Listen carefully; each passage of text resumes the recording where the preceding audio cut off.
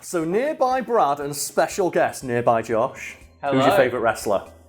Oh, favourite Eddie Guerrero. It's Hustle Loyal. No, it's not. It's Lie, Cheat, Stealing it for Eddie Guerrero. You've got to do it. See that on Mike all day. Oh, man. That's it, because I've got the hustle. I've got my lunchbox. I've got my official John Cena lunchbox that just has him on it. So it's like the idea. It's like when I work in the office, I take my sandwich in, and it's just a lunchbox with hustle on it, and just John Cena getting a big power fist. And Brad, you said you want to redeem yourself, right? Because you've got some beers for you and Josh there. I want to try. Okay, so you're going to try and open the beer with another beer on camera. Yes, keep in mind that if you don't do this, you're worse than Elon Musk. Come on, Brad. Oh, no. So the context for this is, there was a video when you were on your break. Yeah. When I tried to do this. After about 5-10 minutes of not being able to do it, Luke did it first time. And I'm trying to remember if I know how to do it properly. I can never do it. I don't know why. What am I doing wrong? I'm not going to tell you. Hey! Now you've got a bottle opener for the other one. But I'll do my... I'll hurt you then. I'll do mine. I don't know where the lid went. Oh, it's here. Perfect. So Brad, catch. He didn't catch it. The world of professional wrestling is filled with ginormous men who are more than capable of suplexing equally as ginormous refrigerator-shaped gentlemen through about 8 feet of concrete. However, even the toughest pro wrestlers admit to being scared of one man, King Tonga. So nearby Josh, do you know about some King Tonga, aka Meng, aka Haku? I know that he is famously or infamously the one wrestlers wanted if they ever got in a shoot fight. Oh, so a real fight then, yeah. A real fight. If they got into a bar brawl, they wanted Haku fighting their corner. Yep, so Brad, are you familiar at all with King Tonga, Haku? In no way. Well, he was born Tonga Fafita, and he wrestled under the name King Tonga because that's awesome. But he also had other wrestling names such as Meng and Haku. But I like King Tonga because that gives me an excuse to post a picture of him when he was in outfit as King Tonga. And it's just him with his shirt off, wearing a fucking crown, and it's such a strong look. So it's not quite as strong as my favourite wrestler look, which is Luchador wearing a suit. I think that's just so fucking clean, like a luchador wearing a suit, but also the mask as well. And do you have any other favourite like looks for a wrestler? You're not allowed to mention Kane because that's my favourite. That's gotta be Kane! That's gotta be Kane! Favourite looks for me is probably Undertaker's Phantom of the Opera mask. Oh yeah, because Undertaker, he underwent so many different designs, didn't he? Because he was like a zombie, then he was like a biker. Yes. And then he became like a zombie again because he's just really old now. But this time more wizardy. Yeah, he's a wizard now. So did you see that video the other day of like the Undertaker's wife was at the beach and a shark comes up and the Undertaker looks at the shark and the shark turns around? Guess I wasn't big enough to scare him away, but you are? Is this a real video? That's a real video, yeah. It was just his wife was on holiday and did it, and you just see, because you see the shark, but then you see like just off frame slightly, it's like all 6'7" of the Undertaker just staring it down. He was clearly scared by the dead man's chest. I mentioned in the video before my favourite wrestler is Kane, but specifically Kane when he wore the mask. And I understand why he doesn't wear it anymore, because I would want to get the shit kicked out of me wearing a leather mask on my face. But just like, it's so cool. Have you ever seen that like gimmick account on Twitter called Blue Kane? Yes. And it's like they cosplay as alternate reality Kane called Blue Kane, and they've got like the power of ice instead of fire. He wrestles now. Does he wrestle? Oh, Blue Kane's real, I didn't know that. Blue Kane's wrestling. Okay. That's the thing, I just like the idea, because I saw it just like on my For You tab or something, so it's like called like, oh, Blue Kane. Like, wait, who's Blue Kane? Who's this forbidden Blue Kane? Do you remember Zack Ryder? Yes. He's openly been on Twitter and been like, someone book me a match with Blue Kane. I want Blue Kane. I want to fight Blue Kane. And one of the things I love about like the world of wrestling is that so many of them are huge fucking dogs. Because you look at them and you think, athletes, you think, just jocks. But so many of them are huge nerds.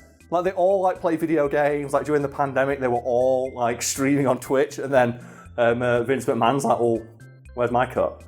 You're making money, we aren't, mate. What's the worst part of that? And that's like, a story for another day, but it's fucking diabolical. But yeah, it's so strange how many of them are just huge nerds. Shayna Baszler wore a specific attire when she recently betrayed Ronda Rousey, which was of a Warhammer related faction because they betrayed their leader. So deep pull. she wore this outfit that only Warhammer people will get, and like if Ronda knew, she would have called a shot.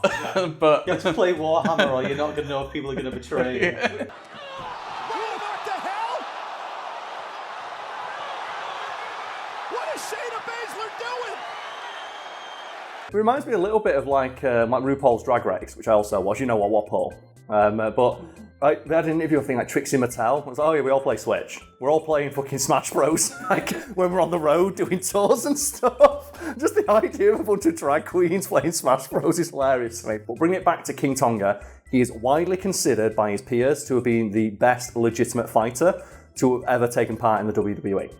And there are innumerable stories about his physical prowess, which we'll cover now. So Josh, do you have any in mind? Have you heard any like the stories people have told? now, this may be completely like Chinese whispers at this point because wrestlers love to exaggerate. They do, yes, but usually about their own exploits, Yes. which is why the King Tonga ones kind of have like more of a veneer of More authenticity. weight. Yeah, more weight, more a veneer of authenticity to them because it's other wrestlers talking about him, not themselves. And a lot of the times in their stories, they come off looking really bad because just King Tonga came in and kicked their fucking ass. I believe everyone believes King Tonga is the reason why in Muay Thai they kick coconut trees to strengthen their shins.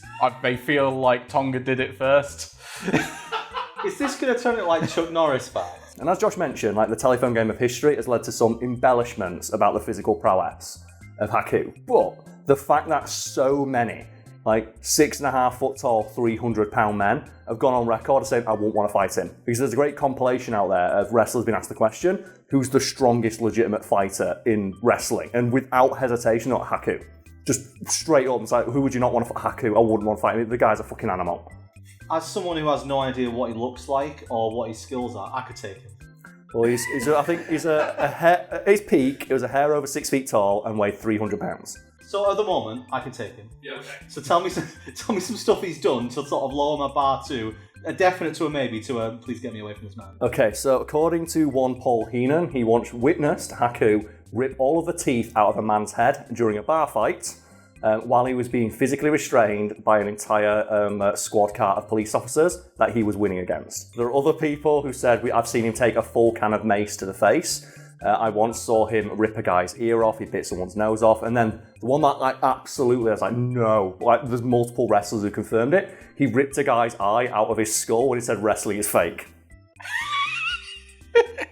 Like he just went up and just pulled his eye out of his head like a Mortal Kombat fatality. And I was also there when Jimmy Jack Funk was irritating him for a while, and Ming reached up and pulled his eyeball out.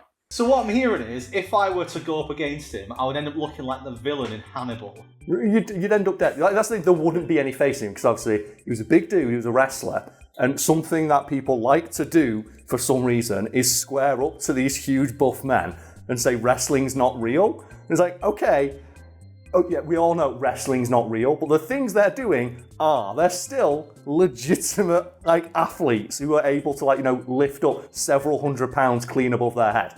That's not someone you want to mess with. I'm still trying to figure out how you rip rip all the teeth out in one go. He grabbed his jaw and pulled, and just ripped all of his teeth out. So imagine trying to pull a tooth out by the roots. He grabbed them and just pulled out like several, not all of them, several teeth and then punched him. Now imagine just Just end up looking like fucking Raziel. What's the thing? Imagine being in a fight and just someone ripping teeth out of your head.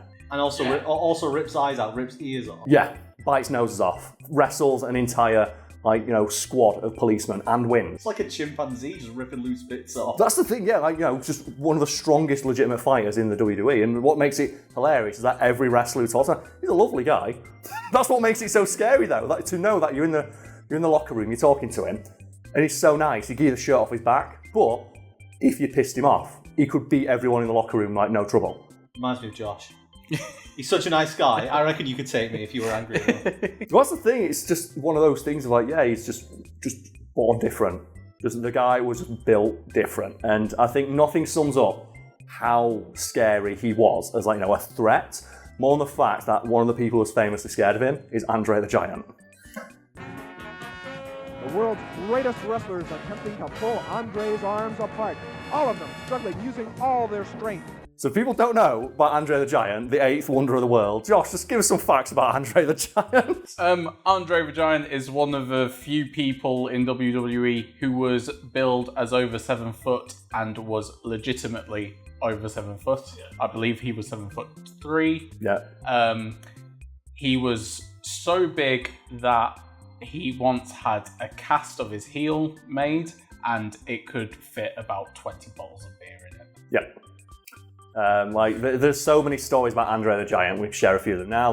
He weighed over 500 pounds, was over 7 feet tall. What makes him scary is that earlier in his career, he could do drop kicks and somersaults and stuff. He was very acrobatic for his size. We have a lot of large men who are, physically not able to move that well. He could. But the reason he didn't do much of that in his WWE career is because Vince McMahon built him as this immovable object. And that's where you get the slam heard around the world, where Hulk Hogan lifted him up, and you see Hulk Hogan straining to lift him up, and he just power slams him, and the entire arena shakes. He is the greatest professional athlete in the world today. Look at this. He's slammed it. And he was scared of Haku, yeah. And just as an example of how strong Andre the Giant was himself, there are other tall tales about his exploits, just flipping over a car full of rowdy youths who were taunting him for some reason, barreling through an entire bar full of drunk patrons to get to the bathroom.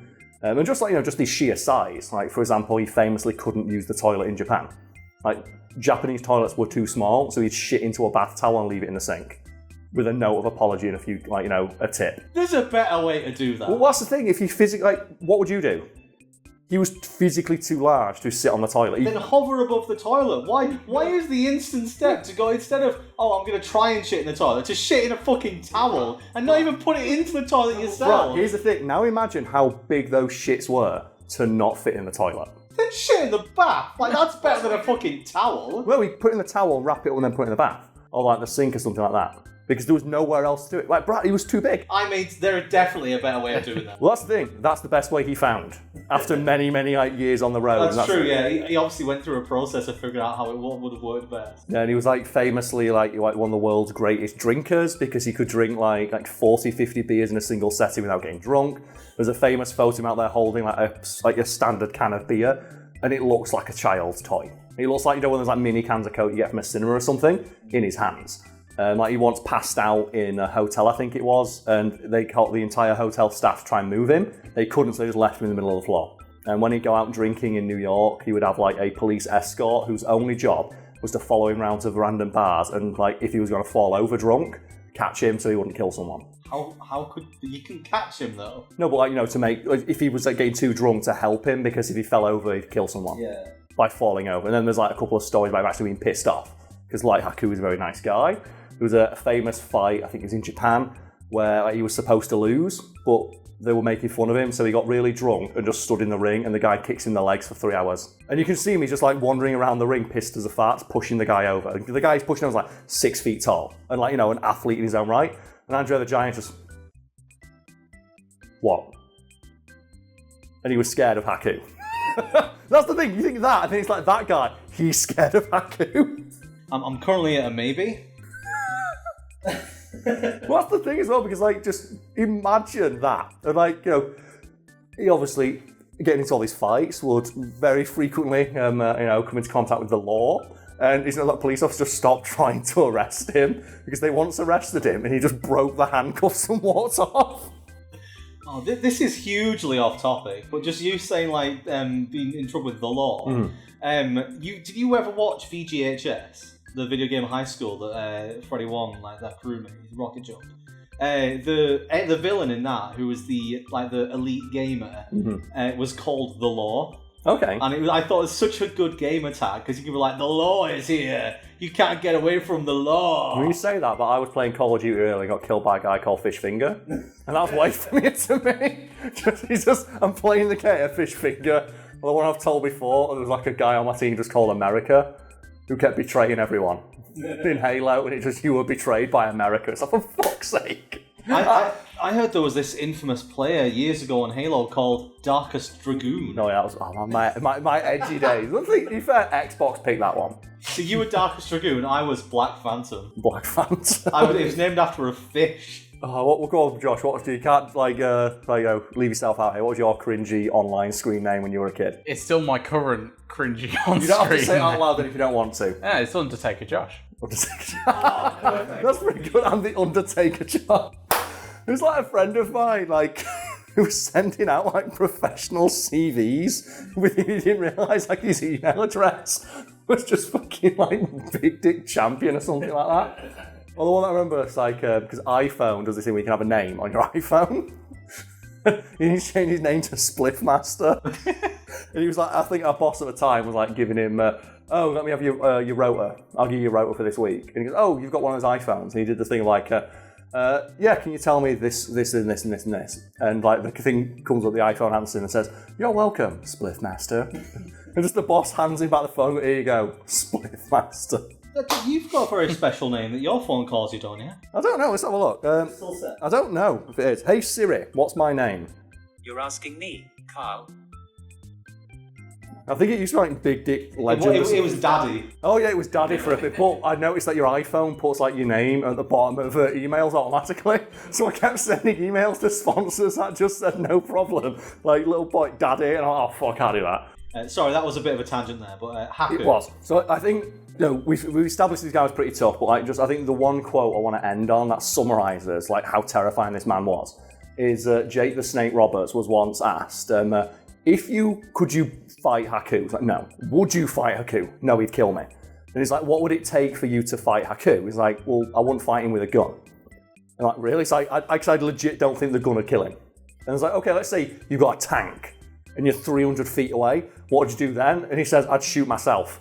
Because I wouldn't want to risk hitting him with the tank, and then having to fight you when he's pissed off. And just obviously that's a hyperbole, but the fact the guy's even if you gave me a gun, I wouldn't want to, I'd shoot myself first because I don't want to fight him when he's pissed off.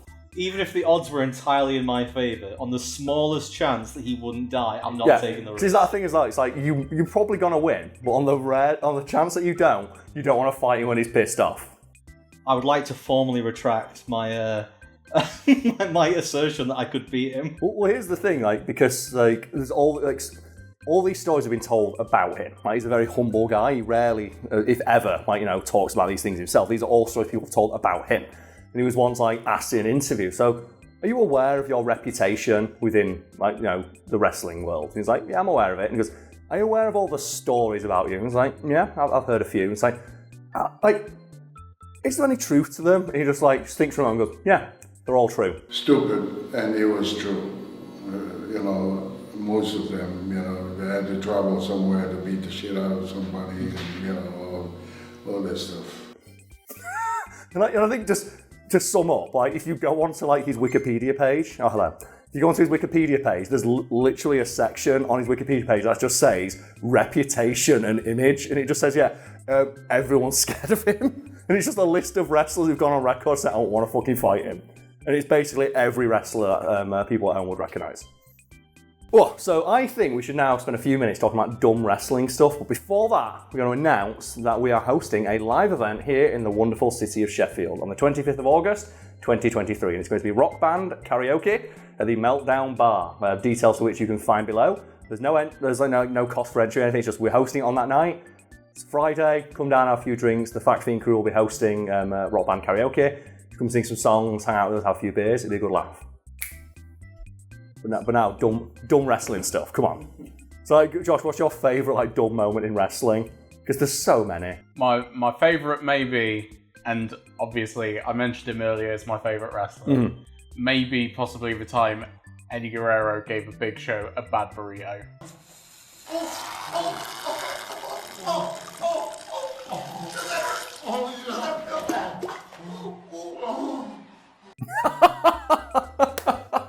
I had no idea where that was going. I think the thing I liked about Eddie Guerrero was his gimmick of coming to the ring in his car. Because that was just such a dumb thing. He just rolled up in his car in the lowrider with like the hydraulics and stuff. It was so stupid. As somebody who doesn't watch a lot of wrestling, it's always great having these conversations with people who do, because I never know what anyone's going to talk about. There's so much dumb stuff. Like, I've got an article for today I found out somewhere where, like, there was a wrestling match between Muhammad Ali and I forget the name of the guy now. Antonio Inoki? That's it, yeah. And that wrestling match has gone down like one of the most embarrassing spectacles of all time. Because before the fight happened, like Ali's camp told the wrestler, okay, you're not allowed to use any wrestling holds, you're not allowed to throw any strikes, and you're not allowed to like grab Ali. So what the guy did is he lied down on his back and just kicked Ali in the leg for like 10 rounds straight. And that's it, and there's footage in it, so Lex always doing, he's scooting around his ass like a dog, kicking Muhammad Ali in the legs. It's great. Inoki laid on his back and kicked Ali in the thigh. And that embarrassment is considered the precursor to MMA. Oh yeah, it is in 60s. They say, oh yeah, mixed disciplines fighting each other. I thought you were joking. No, because it's like, a boxer fighting a wrestler, which style will win? And the guy's like, well, I'm not allowed to do anything, so he just lied on his back and just kicked Ali in the legs for 20 minutes. What do they expect when you limit everything you can do? Yeah, what makes it really funny, though, is that Ali didn't throw a punch till the 6th round. Imagine that. Muhammad Ali didn't throw a punch. Like, well, bring it back to dumb stuff in wrestling. Who was that wrestler who got pregnant because someone blew poison, mist on their vagina? Do you remember that one? What? Do you remember that one? Was that guy who got someone pregnant by doing the poison mist move on the fanny? Do you remember that? Who was that?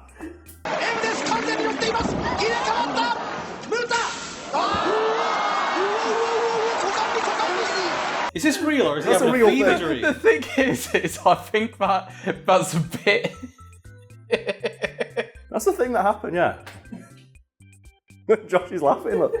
Yeah, it's like some I need wrestler. confirmation. This sounds like it's made up. Well, Brad, we talked before about when Vince McMahon wrestled God. See, that's my favourite one. Yeah. The thing is, I think there's a couple of stories that have been intertwined there, but the thing is that when you say something because it's wrestling, it just sounds like it could have possibly happened. But then it did. So it's like I was saying, they build fucking Kane as a zombie for 3 years. Like, he was legit just built, he's a zombie. See, it really, I hate the fact that the popular style of wrestling is this whole attitude thing of real people having these real, knockouts. No, the Attitude Era was still the best, though. No, I like when it goes supernatural. That's my favourite. The thing is, though, the Attitude Era was so good. Who's that guy who got in trouble because he just got a gun? was it Hardcore Holly? It was Austin. It was Stone Cold Steve Austin. Because I remember, there was during the Attitude Era when they tried to get hardcore. No, sorry. It was Brian Pillman. Yeah. Austin invades his home. Yeah, Pillman pulls a gun on him. Pulls a gun out, and they just start shooting each other. And they cut the feed to make it seem like he'd actually shot a real thing. Yeah. No, when it gets proper weird, that's the stuff.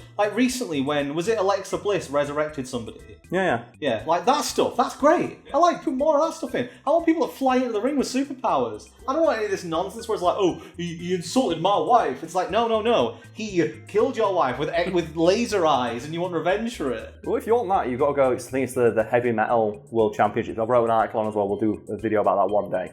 Where it's like a wrestling championship that can be won by anyone or anything. And it was change hands 1,000 times or something like that. It was made as a joke in response. I think it was the hardcore championship in WWE. It was you can win the belt at any time, and wrestlers were attacking each other in their homes to win the belt. So they said, well, fuck it, let's take that to its natural conclusion.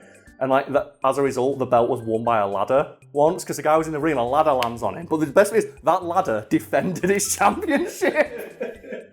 And I think it was won by a cat, a curry, because there was a guy, there was a desk that was somehow the champion. So a guy comes up and makes a curry on it, and he puts the bowl down, so the bowl's the champion, then the rice, then the curry sauce, then the minced cutlet, and then he eats it, so he becomes the champion. It's like the fucking ownership of the Elder One. Yeah, there was some guy, I think he was the champion, fell asleep with a kebab on his chest, so the kebab was the champion. So someone comes and eats it, and now they're the champion. Vince McMahon's star on the Hollywood Walk of Fame won it once because a guy walked up to pay his respects and tapped it. Oh, you tapped out. Vince McMahon's star's the winner.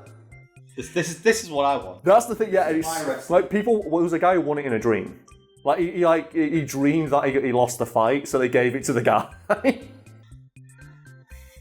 someone won it by literally going, "Hey, can you sign this autograph for me?" And he was like, "It's a contract saying you've signed the rights over for the championship." I think the best one though is where the 1000th holder of the belt was the belt itself. Because the guy was holding it and he knocked him out with the belt folded over. So the referee's like, well, the belt's the champion. You've got to fight them. And the best bit is, though, that when you challenged the champion, you had to fight whatever it was in the ring. Like, they had a bit, it was like a 3-man match against a ladder. So they had to fight the They belt? had to fight the ladder. But they had to fight the belt as well? Yeah, I think a dog won it once as well. There was a dog, so it's because people chasing around a dog. There was an Invisible Man won it for a little bit, and the guy goes into the ring with like a ray gun and some goggles to see the Invisible Man. There was, what was it? It's like a blow-up doll, had it for a bit as well. Yeah, the wrestling sex doll, Yoshihiko, yeah. That won it for a bit. That entire conversation, the fact that you know the name of the wrestling sex doll just tickles me. Well, it's really famous, isn't it, that wrestling doll? It is famous, yes. Yeah, because like, people hold it, and if you really like, they'll like powerbomb themselves.